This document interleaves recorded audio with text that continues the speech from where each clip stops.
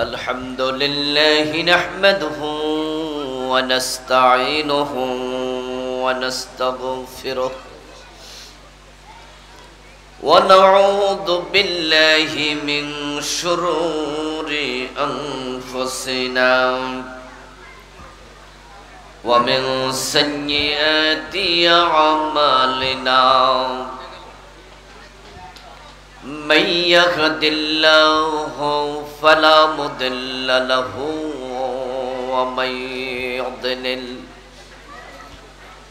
ومن يضلل فلن تجد له وليا مرشدا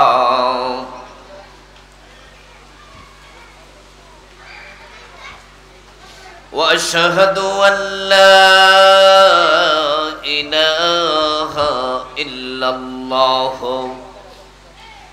وأن محمدا عبده ورسوله أما بعد فقد قال الله تعالى في كلامه المجيد أعوذ بالله من الشيطان الرجيم بسم الله الرحمن الرحيم إن الذين آمنوا ثم كفروا ثم آمنوا ثم كفروا ثم ازدادوا كفرا لم يكن الله ليغفر لهم ولا ليهديهم سبيلا قال النبي صلى الله عليه وسلم تكون بين الساعة فتن كقطع الليل المظلم يصبح فيها الرجل مؤمنا فيمسي كافرا ويمسي مؤمنا فيصبح كافرا ويبيع أقوام دينهم بعرض من الدنيا أو كما قال النبي عليه الصلاة والسلام সকলে দুরূদ শরীফ পড়ুন আল্লাহুম্মা সাল্লি আলা মুহাম্মাদিন ওয়া আলা আলি মুহাম্মাদ কামা সাল্লাইতা আলা ইব্রাহিম ওয়া আলা আলি ইব্রাহিম আল্লাহুম্মা বারিক আলা মুহাম্মাদিন ওয়া আলা আলি মুহাম্মাদ كما باركت على إبراهيم وعلى آل إبراهيم إنك حميد مجيد اللهم صل وسلم وبارك عليه মোকামতলা দাখিল মাদ্রাসার উদ্যোগে আয়োজিত আজকের এই চমৎকার তাফসীরুল কোরআন মাহফিলের মুআজ্জাজ মুকাররাম সম্মানিত সভাপতি, বিশিষ্ট সমাজসেবক জনাব মুহতারাম আব্দুল ওয়াহেদ সাহেব, আজকের মাহফিলের সম্মানিত প্রধান অতিথি মুহতারাম মাওলানা আব্দুল মজিদ আজাদ সাহেব, আমার আগে আপনাদের সামনে আলোচনা উপস্থাপন করেছেন অত্র মাদ্রাসারই কৃতি ছাত্র, আপনাদের এই এলাকার কৃতি সন্তান মুহতারাম জনাব কবির বিন সামাদ সাহেব। উনি চমৎকার ইসলামী সঙ্গীত পরিবেশন করেন, মানুষকে সচেতনতার জন্য মিডিয়া যথেষ্ট পরিমাণ ভূমিকা রাখেন। অত্যন্ত তীক্ষ্ণ বুদ্ধিমান মানুষ। আমরা দোয়া করি আল্লাহ তাআলা ভাইয়ের জীবনকে বারাকাপূর্ণ করুন। মহতারাম শাহজাহান আলী সাহেব, মাস্টার মোহাম্মদ নুরুজ্জামান সাহেব সহ অন্যান্য সম্মানিত অতিথিবৃন্দ, অত্র মাদ্রাসার সম্মানিত সুপার, সহ সুপার সহ সম্মানিত শিক্ষক শিক্ষিকা মণ্ডলী, উপস্থিত অন্যান্য হযরত উলামায়ে কেরাম, ইসলাম প্রিয় তৌহিদি জনতা, পর্দার অন্তরালের সতী সাধবী, সম্মানিতা মা ও বোনেরা, প্রিয় দিনী ভাইয়েরা, আপনারা কেমন আছেন? মাশাআল্লাহ, ভালো আছেন শুনে ভালো লাগলো। আমরা আল্লাহর কাছে দোয়া করি আল্লাহ আমাদের সকলকে ভালো রাখুন, সুস্থ রাখুন। যতদিন আল্লাহ বাঁচিয়ে রাখবেন আমাদেরকে, আমাদের আপনজনদেরকে আল্লাহ সুস্থতার সাথে, ঈমানের সাথে বাঁচিয়ে রাখুন। আমরা আলোচনা শুরুতে দোয়া করছি আমাদের ফিলিস্তিনের ভাইদের জন্য। আপনারা জানেন যে বর্তমান পৃথিবীর সবচেয়ে মাজলুম জনপদের নাম হলো ফিলিস্তিন। গত এক বছরে সেখানে সম্ভাব্য লাখের উপরে মানুষকে হত্যা করা হয়েছে। যদিও তার সঠিক কোনো পরিসংখ্যান আমাদের কাছে নেই। একদিনে 500-1000 হত্যা করেছে এমন দিনও আছে। পুরা গাজ্জা, রাফা, খান ইউনুস সহ ফিলিস্তিনের বিশাল একটি অংশ এখন মহা শ্মশান, পৃথিবীর সবচেয়ে বড় কবরস্থান। আমরা আল্লাহর কাছে তাদের জন্য কিচ্ছু করতে পারছি না, কোনো ভূমিকা রাখতে পারছি না, দোয়া তো করতে পারবো নাকি? আল্লাহ তুমি তাদেরকে হেফাজত করো, বলেন আমিন। ফিলিস্তিনের মুসলমানদেরকে জালেমদের জুলুম থেকে আল্লাহ তুমি মুক্তি দাও, বলেন আমিন। আপনারা জেনে থাকবেন, সোশ্যাল মিডিয়ার কল্যাণে জেনেছেন যে আজকে ঢাকাতেও মার্চ ফর গাজ্জা বিশাল বিক্ষোভ সমাবেশ হয়েছে। আমিও কিছুক্ষণ ছিলাম, আপনাদের এই প্রোগ্রামে অ্যাটেন্ড করার সুবাদে চলে আসতে হয়েছে। মূল প্রোগ্রামে থাকতে পারিনি, আধা ঘন্টা 1 ঘন্টার মতো মাঠে ছিলাম। আমাদের এই বিক্ষোভ, আমাদের এই প্রতিবাদ যেন বিশ্ব মুসলিম উম্মাকে জাগিয়ে তোলে, আল্লাহ সে তৌফিক তুমি দাও, বলেন আমিন। পৃথিবীতে মুসলমানের সংখ্যা 250 কোটি। মুসলমানদের রাষ্ট্র আছে 65 কান্ট্রিজ, 65। ওআইসির সদস্য সংখ্যা 57। পরমাণু শক্তিধর রাষ্ট্র মুসলমানদের মাঝে আছে পাকিস্তান।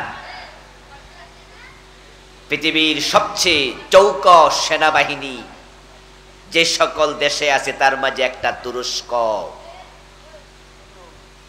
যেই দেশের মাটি খুঁড়লে স্বর্ণ পাওয়া যায় আর তেল পাওয়া যায় এমন সম্পদশালী দেশ আরব বিশ্ব, এটাও মুসলিমদের দেশ, ঠিক নয় কি?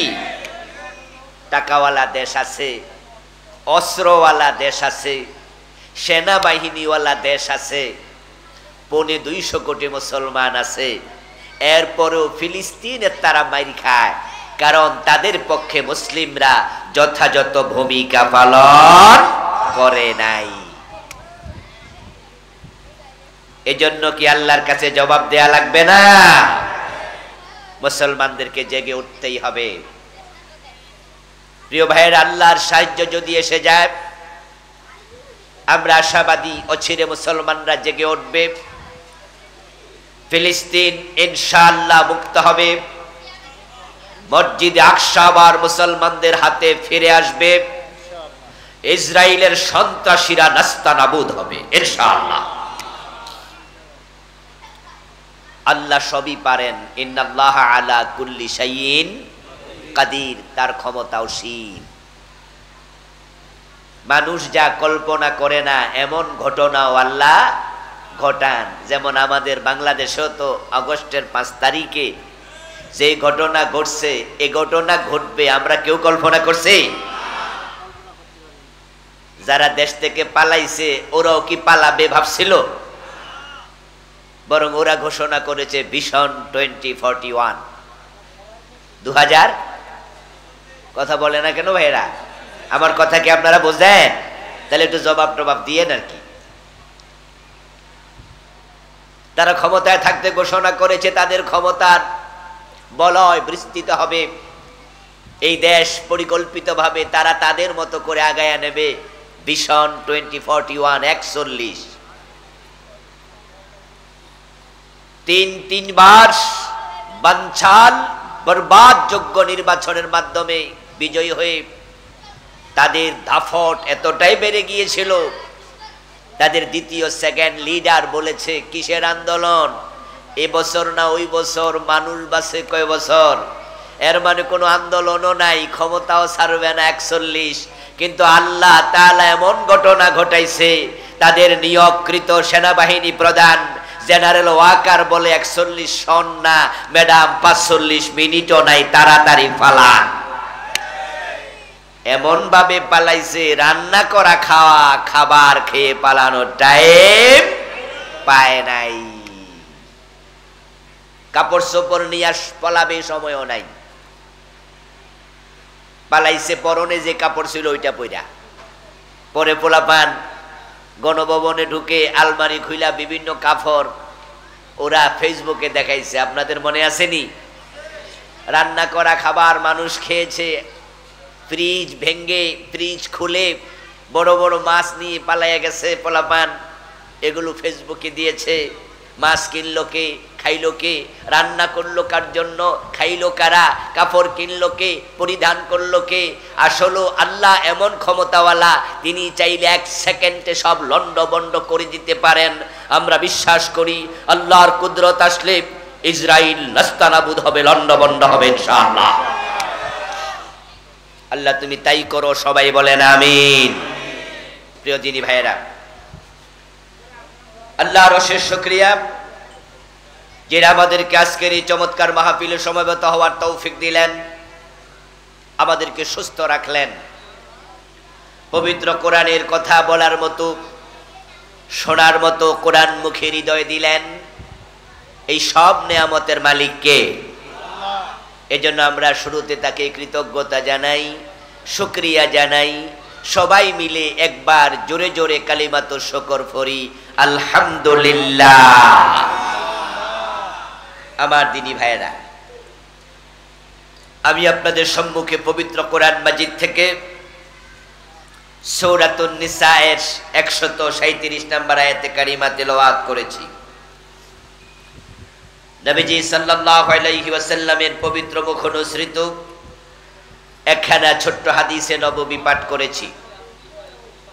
আল্লাহ তাআলা তৌফিক দান করলে এখান থেকে কিছু কথা বলবো ইনশাআল্লাহ।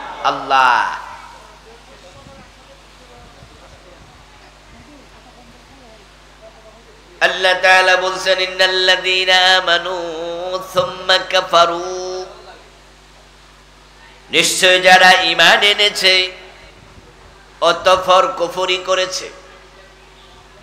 সুম্মা আমানু সুম্মা কাফারু, তারপর আবার ঈমান আনছে এবং পরে আবার কাফের হয়ে গেছে। সুম্মাজদাদু কুফরা, এবার কাফের হওয়ার পরে কুফরিতে সীমা লঙ্ঘন করলো, আর ঈমান আনে নাই, এভাবে মরে গেল। ঈমান ছিল কিন্তু এখন আর ঈমানটা নাই, ঈমান আনার পরে কাফের হয়ে মরে গেল। লাম ইয়াকুনিল্লাহু লিয়াগফিরা লাহুম, যারা ঈমান হারায়া মরে আল্লাহর ঘোষণা আল্লাহ তাদেরকে ক্ষমা করবেন না। ঈমান ছিল, ঈমান নাই, এ অবস্থায় যদি কেউ মারা যায় তার কপালে জান্নাত নাই, ক্ষমা নাই। কি মেসেজ আল্লাহ দিতে চান এখানে? এই আয়াত তো গতকালকে, গত মাসে, গত বছর নাজিল হয়নি, নাজিল হয়েছে আজ থেকে প্রায় 1450 বছর আগে রাসূলুল্লাহর উপরে, সাহাবাদের জমানায়। ঈমান এনেছে, তারপর কাফের হয়েছে, তারপর এভাবে মরে গেছে, তাদের ক্ষমা নাই। তাহলে বোঝা গেল এমন লোক রাসূলের জামানাতেও ছিল। আপনাদের কাছে আমার জিজ্ঞাসা, ঈমান আনার পর যদি মানুষ কাফের হয়, এমন ঘটনা রাসূলের জামানায় ঘটতে পারে, আজকের যুগে এ জাতীয় ঘটনা ঘটার সম্ভাবনা আছে না নাই? আল্লাহ না করুক আজকের মাহফিলে আমরা যারা আছি, আমাদের কারো ব্যাপারে যদি সেটা প্রযোজ্য হয় তাহলে উপায় নাই। নবী এবং রাসূল ব্যতীত কারো ঈমানের গ্যারান্টি নাই। খুব ভালো করে শুনেন, নবীর সাহাবাদের ঈমানের পর্যন্ত নিশ্চয়তা নাই, কারণ সাহাবাদের মাঝেও এমন লোক ছিল রাসূলের হাতে কালেমা পড়ার পরে আবার মুরতাদ হয়ে গেছে। কোন নবী কখনো মুরতাদ হবে না, নবী কাফের হবে না, এজন্য নবীদেরকে বলে মাসুম। এই শব্দটা কি আপনারা শুনেছেন? আল্লাহর নবীগণ মাসুম? হ্যাঁ না, কিছু তো কয় না দেখি রে ভাই। শুনেছেন? নবী ছাড়া কেউ মাসুম আছে? ইয়েস, নবী ব্যতীত কেউ মাসুম না। সবারই গুনাহ হতে পারে, ঈমান চলে যেতেও পারে, আপনি এবং আমিও তা থেকে মুক্ত না। নবীজি সাল্লাল্লাহু আলাইহি ওয়াসাল্লামের যুগে একজন ব্যক্তির নাম ছিল ইবনু খাতাল, খাতাল। সে রাসূলুল্লাহর হাতে হাত রেখে কালেমা পড়েছিল এবং সে মদিনায় হিজরত করেও এসেছিল, কিন্তু কিছুদিন মদিনায় থেকে কয়েকদিন পরে পালায়া মক্কায় চলে গেছে, ঈমান হারা হয়ে মুরতাদ। ওই ইবনু খাতাল মক্কার বাজারে বাজারে রাসূলুল্লাহ সাল্লাল্লাহু আলাইহি ওয়াসাল্লামের নামে কুৎসা রটনা করে, কবিতা লিখে লিখে আবৃত্তি করে বেড়াতো। সে রাসূলের বদনাম করে বেড়াতো, অথচ কিছুদিন আগে সে কি ছিল? কথা বলেন না কেন? কিছুদিন আগে কি ছিল? আর এখন সে রাসূলের বদনাম করে, কবিতা লিখে রাসূলের বিরুদ্ধে। এই অবস্থা মক্কা বিজয় হয়ে গেল। রাসূলুল্লাহ সাল্লাল্লাহু আলাইহি ওয়াসাল্লাম মক্কা বিজয়ের দিন তিনি ঘোষণা করলেন, লা তাসরিবা আলাইকুমুল ইয়াউম ওয়া আনতুমুত তুলাকাব। ও মক্কার কাফেরেরা, তোমাদের কোনো প্রতিশোধ আমি নেব না, সবাইকে ক্ষমা করে দিলাম, তবে ইল্লা ফুলানান ওয়া ফুলানান ওয়া ফুলানা, কয়েকটা নাম উচ্চারণ করে রাসূল বলেন, অমক অমক অমকের ক্ষমা নাই। হাইসু ওয়াজাদতুমুহুম ফাকতুলুহুম, তাদেরকে তোমরা যেখানে পাও সেখানেই হত্যা করো। কয়েকজনকে রাসূল ক্ষমা করেন নাই, তাদের মাঝে ইবনু খাতালও ছিল, কারণ সে কুফরিতে সীমা লঙ্ঘন করেছে। ইবনু খাতাল যখন এই ঘোষণা শুনল যে প্রিয় নবীজি সাল্লাল্লাহু আলাইহি সাল্লাম অনেক কাফেরকে ক্ষমা করেছে, কিন্তু আমার তো ক্ষমা নাই, তাই সে ঘর থেকে বেরিয়ে এক দৌড়ে সে কাবার অঙ্গনে চলে গেল। কারণ সে জানতো পবিত্র কোরআন মাজিদে আছে কাবার সীমানাতে মারামারি করার অনুমতি নাই। কোরআনে আছে ওয়াং দাখালাহু কানা আমিনা, যে হারামে প্রবেশ করবে সে নিরাপদ। এই কথা সে জানতো। তাই সে মনে মনে ভাবে আমাকে যেখানে পাও সেখানে হত্যা করা হবে, এই হুকুম দেয়া হলো, তাহলে আমি কাবা শরীফে চলে যাই, দেখি মারো কেমনে, আর মারলে তো আল্লাহর কথাও মান্য হবে। এজন্য সে দৌড় মাইরা কাবা শরীফের গিলাপের সাথে বুক লাগাইয়া গিলাপ জড়াইয়া ধরে বসে আছে। সাহাবায়ে কেরাম রাদিয়াল্লাহু তাআলা আনহু মক্কা বিজয়ের পরে যখন কাবার অঙ্গনে গেলেন, কাবার ভিতরে 360টা মূর্তি ছিল, কাবার বাহিরে মূর্তি ছিল, কাবাটা কাফেরদের দখলে ছিল, কিন্তু মক্কা বিজয়ের পরে এটা কি কাফেরদের দখলে আছে? নাই। মক্কার কাফেররা আল্লাহর ঘর কাবা, এটা ইব্রাহিম আলাইহিস সালামের তৈরি করা ঘর, ওইটাকে জবরদখল করে মনে যেমনে চায় এমনে ব্যবহার করছে। তাওহীদের ঘরকে তারা শিরকের ঘরে পরিণত করছে। ঠিক গত 15 বছর বাংলাদেশটাকে তারা দখল কইরা যা মনে চা তা করছে, ঠিক না? আবু জেহেলদের সাথে ভালোই মিল ছিল গত 15 বছর। এদেশে কত সম্মানী মানুষকে অপমান করছে, কত নিরপরাধ মানুষকে ফাঁসিতে ঝুলাইছে, বিনা দোষে মামলা দিয়া জেল খাটাইছে। এ জুলুম কি যশোরের ইয়া হয় নাই, যে করগাছাতে হয় নাই? আপনাদের পাশের জেলা সাতক্ষীরাতে কত বাড়ি ঘর পর্যন্ত মানুষের বুলডোজার দিয়ে ভেঙে ফেলেছে। কিন্তু আল্লাহ শুকরিয়া, আগস্ট বিপ্লবের পর এমন বিজয় হয়েছে, যারা জালেম ছিল এখন তারাই পরিচয় দেওয়ার সাহস করে না, সব পালাই গেছে। ইবনে খাতাল কাবার গিলাফ ধরে বসে আছে। সাহাবারা রাসূলুল্লাহ সাল্লাল্লাহু আলাইহি ওয়াসাল্লামের কাছে রিপোর্ট করলেন, ইয়া রাসূলুল্লাহ, আপনি তো বলেছেন যেখানে পাও তাদেরকে সেখানে হত্যা করো, কিন্তু আল্লাহ তো কোরআনে বলছে এই জায়গাটা নিরাপদ। এখন সে তো কাবার গিলাফ ধরে বসে আছে, কি করব? নবীজি তখন বলেন, আজকের একদিনের জন্য আল্লাহ তাআলা কাবার অঙ্গনে হত্যা করার অনুমতি দিছে। আল্লাহর কাবা আজকে কোন জালেমকে আশ্রয় দেবে না। আল্লাহ আমাকে আজকে দিনের জন্য অনুমতি দিছে, সেখানে হত্যা করো। কিয়ামত পর্যন্ত এটা হারাম, পবিত্র, যুদ্ধ বিগ্রহ নিষেধ, কিন্তু আজকে জায়েজ, হত্যা করো। ইবনে খাতালকে সেখানে হত্যা করা হলো। আমার প্রিয় ভাইয়েরা, রাসূলের হাতে হাত রেখে কালেমা পড়ার পরে যদি ঈমান হারানোর সম্ভাবনা থাকে, তাহলে ঈমান নিয়ে আমাদেরও একটু টেনশন করা দরকার আছে না নাই? কারণ যদি ঈমান না থাকে তাহলে জান্নাত পাওয়ার কোনো সম্ভাবনাই নেই। আল্লাহর জান্নাত পাওয়ার জন্য প্রথম শর্তই হলো ঈমান, দ্বিতীয় শর্ত হলো নেক আমল।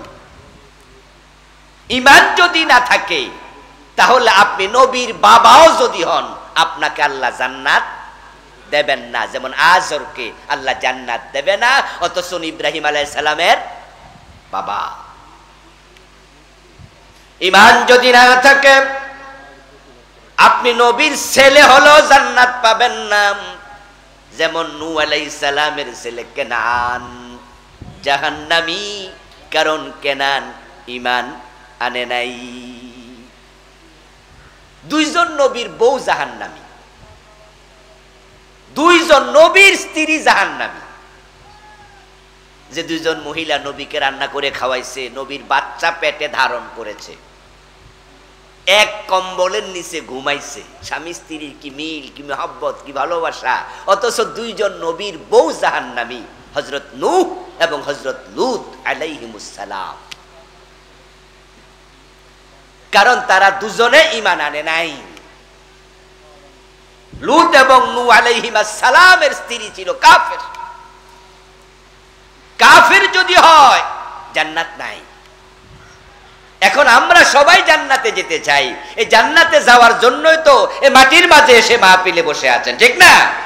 কি যাওয়ার সময় কি খিচুড়ি দেবে, বিরিয়ানি দেবে নাকি?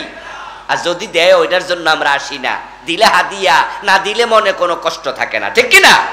আমরা এসেছি আল্লাহর জান্নাতের পথ কেমনে পাওয়া যায় শোনার জন্য, বুঝার জন্য। ঈমান যদি না থাকে কপালে জান্নাত নাই।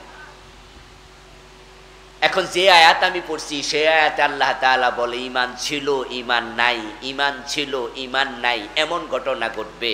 তাহলে আমাদের ঈমান আছে না গেছে গা, একটু আলোচনা করে, একটু পর্যালোচনা করে, হিসাব নিকাশ করে একটু দেখা দরকার আছে না নাই? 1 লক্ষ টাকা পকেটে নিয়ে 1 লাখ টাকার একটা ভান্ডিল 1000 টাকার নোটের আপনি পকেটে নিছেন, তারপরে আপনি এখান থেকে যশোর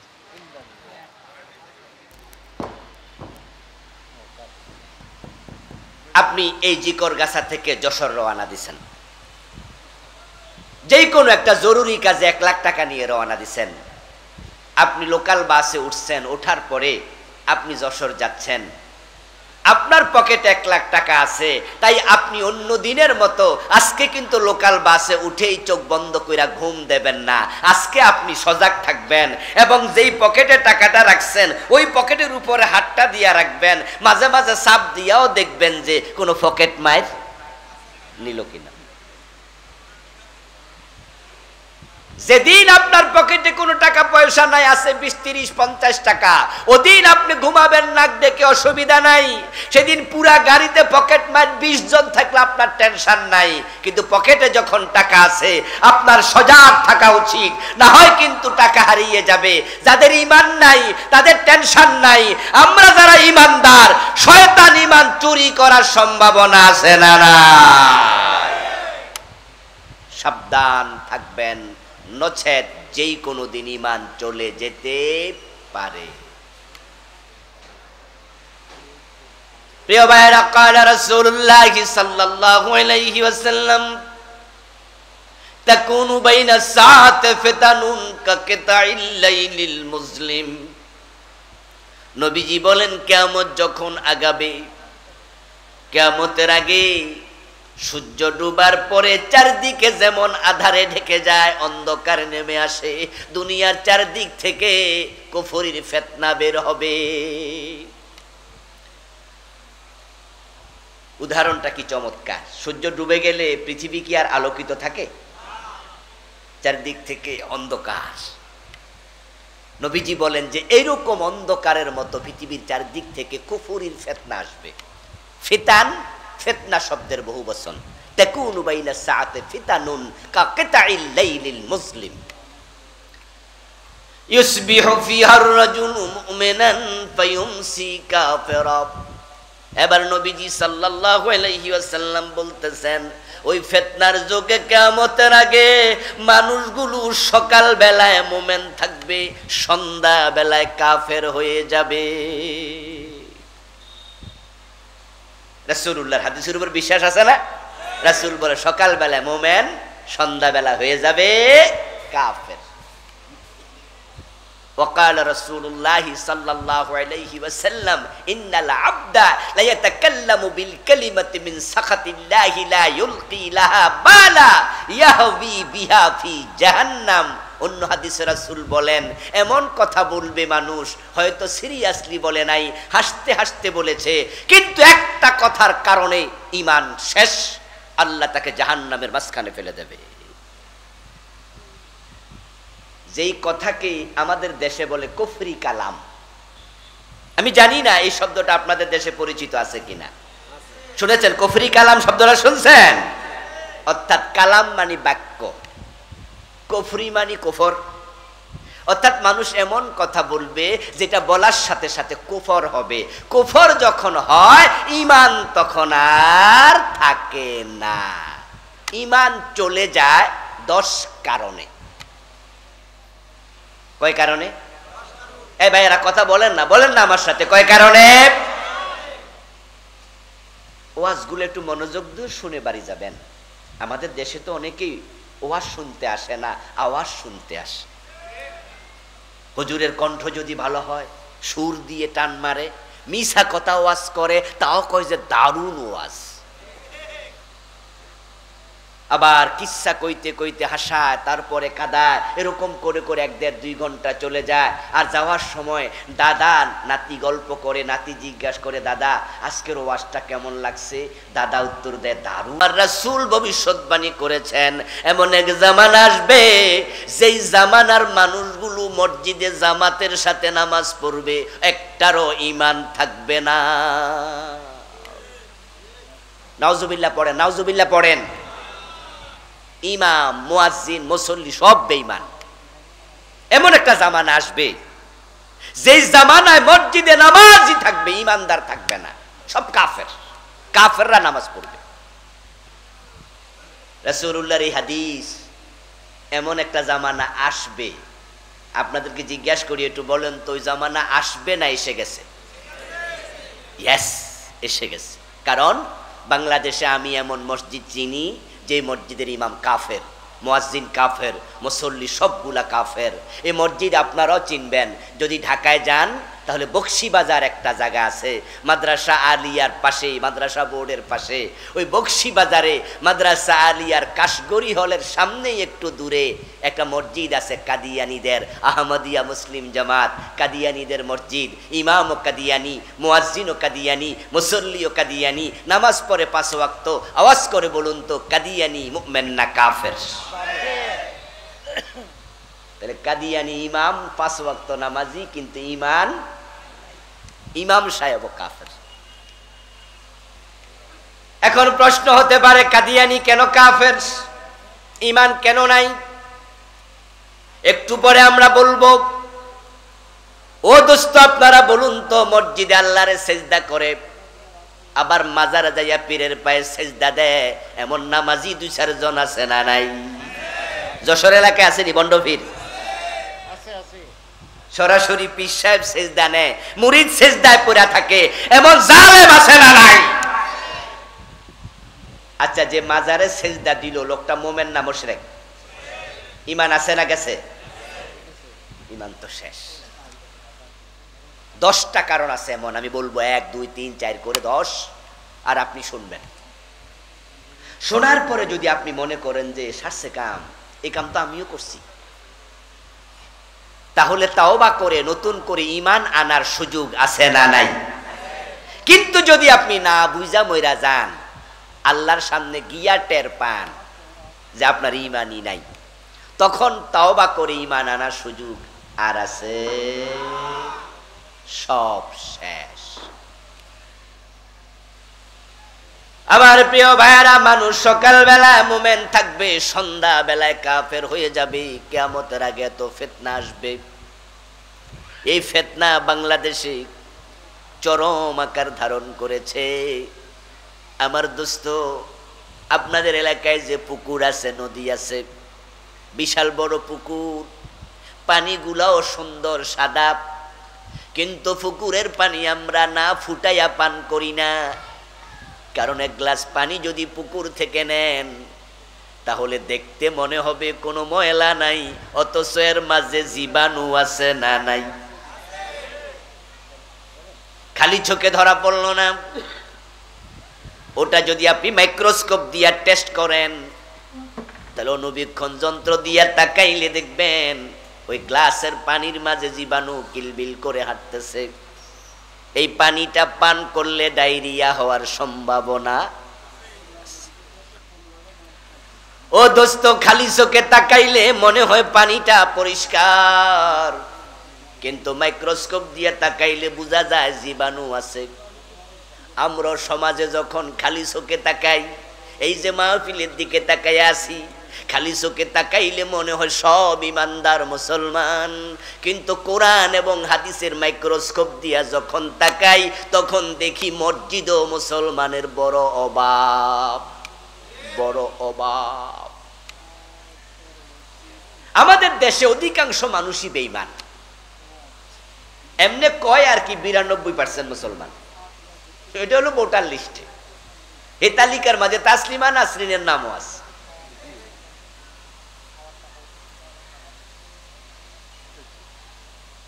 (92% মুসলমান। কয় কিরে, কয় কিরে? রাসূলুল্লাহ বলছে কিয়ামত যখন ঘনাবে তখন কুফরি বাড়বে, মানুষ কাফের হইতে হইতে হইতে হইতে একটা দিন আসবে যখন আসমানের নিচে জমিনের উপরে ঈমানওয়ালা একজনও আর থাকবে না, সেদিন আকাশ জমিনও আর থাকবে না। কিয়ামত আগাবে, মোমেন কমবে, কমতে কমতে একজনও থাকবে না। আর আমি কি দেখি? আমি দেখি 71 যখন দেশ স্বাধীন হলো তখন এই দেশে মুসলমান ছিল 7 কোটি, আর এখন 2025 মুসলমান হয়ে গেছে 18 কোটি। তো মুসলমান কি কমছে না বাড়ছে? আগে আসিল বাংলাদেশে 90% মুসলমান, এখন নাকি 92% মুসলমান বাড়তেছে। আচ্ছা, আগামী 10 বছর পরে মানুষ কি 18 কোটি থাকবে না আরো বাড়বে? তাহলে যেমনে মুসলমান বাড়তেছে কিয়ামত হইব কেমনে? একজন থাকলেও তো কিয়ামত হইব না। তাহলে কিয়ামত নিয়ে আপাতত টেনশন না করলেও, আসলে বন্ধু তা নয়। আমাদের দেশের মুসলমানগুলো ভোটার লিস্টিতে আছে, ওই যে কাজীর গরুর মতো কেতাবে আছে, গোয়ালে নাই। কিতাবে আছে, লেখায় আছে 50টা গরু, কিন্তু গোয়ালে যায়া ঘরে যায়া দেখে 10টা, বাকি 40টা কই কই নাই। তো বইতে আছে কই লিখছি। ঠিক আমাদের দেশও 92% মুসলমান ভোটার লিস্টে আছে। বাস্তব মুসলমান যদি 51% থাকতো, কত আগে দেশে কোরআনের আইন চালু হয়ে যেত, কত আগে কোরআনের আইন চালু হয়ে যেত। 54টা বছর বাংলাদেশ চলছে কোরআনের আইনে না ব্রিটিশ আইনে? যারা জানেন তারা জবাব দেন। 54 বছর বাংলাদেশ চলছে আল্লাহর কোরআন দিয়ে না ব্রিটিশ আইন দিয়া? তো ব্রিটিশ আইন মানলে তুমি আল্লাহর গোলাম হইলা কেমনে? আমার রাসূল যখন মদিনার প্রেসিডেন্ট ছিলেন 10 বছর, তখন তিনি মদিনা নামক ইসলামী রাষ্ট্রটা চালাইছে নিজের মন মতো না কোরআন মতো? তা আপনি না রাসূলের উম্মত, আপনি না মুমিন, আপনার দেশ কেন চলবে ব্রিটিশ আইনে? কোরআনে আছে চোর ধরে হাত কাটো, আপনার সংবিধান বলে চোর ধরে জেলে দাও। কোরআনে আছে মদ, হাদিসে আছে মদ পান করলে 80 বেত লাগাও। আপনার সংবিধান বলে মদ পান করলে অসুবিধা নাই, সরকার যদি অনুমতি দেয়, যেমন শেরাটন সোনারগাঁ হোটেলে মদের বার আছে না নাই? শেরাটন আর সোনারগাঁতে 2 কাপ মদ খাইলে কোনো বিচারও নাই, পুলিশে ধরতেও যায় না। রাসূল বলেছে মদ পান করলে 80 বেত দিতে হবে, আর আমার দেশে আইন করলো মদ পান করলে জেলে দাও। আল্লাহ আইন দেয় একটা, ব্রিটিশ দেয় আরেকটা। এখন মুসলমান কি আল্লাহরটা মানবে না ব্রিটিশেরটা মানবে? অথচ আমরা কারটা মানতেছি। এরপর আমরা বলি আমরা মুমিন। মনে মনে কি ভাবেন, হুজুর আমরা আবার কাফের হব কেমনে, ঈমান যাবে কেমনে? আমরা তো কোরআন মানি, কোরআন পড়ি, জিকির করি দিন 100 বার লা ইলাহা ইল্লাল্লাহ। ও দোস্ত আমার কান খুলে শোনো, পুরা কোরআন স্বীকার করা লাগবে না কাফের হওয়ার জন্য। যে ব্যক্তি পুরা কোরআন মানে না সে তো কাফের বটে। কেউ যদি বলে 15 পারা মানি আর 15 পারা মানি না, সে কি অর্ধেক মুমিন না কাফের? তো যে পুরা মানে না সে কি? যে অর্ধেক মানে না সে কি? না, অর্ধেক কাফের। যদি কেউ বলে 29 পারা মানি 1 পারা মানি না, সে কি? যদি কেউ বলে 113 সূরা মানি 1 সূরা মানি না, কেউ যদি বলে 1 অক্ষর মানি না, সেও কাফের। কাদিয়ানি কাফের হলো তারা 4 অক্ষর মানে না। খা আলিফ তা মিম খাতামান নবিয়্যিন। এ কোরআনের মাঝে আল্লাহ তাআলা বলেছেন নবী মুহাম্মদ শেষ নবী, উনার পরে আর কোন নবী। 1835 সনে গোলাম আহমদ কাদিয়ান নামে একজন ব্যক্তির জন্ম হলো। যৌবনে পদার্পণ করার পরে হঠাৎ করে লোকটা একদিন দাবি করলো সে নাকি আল্লাহর নবী। নাউজুবিল্লাহ পড়বেন না? 1450 বছর আগে আল্লাহ বলে মুহাম্মদ শেষ নবী, আর আজ থেকে 250 বছর আগে গোলাম আহমদ কাদিয়ান দাবি করে সে নবী। একদম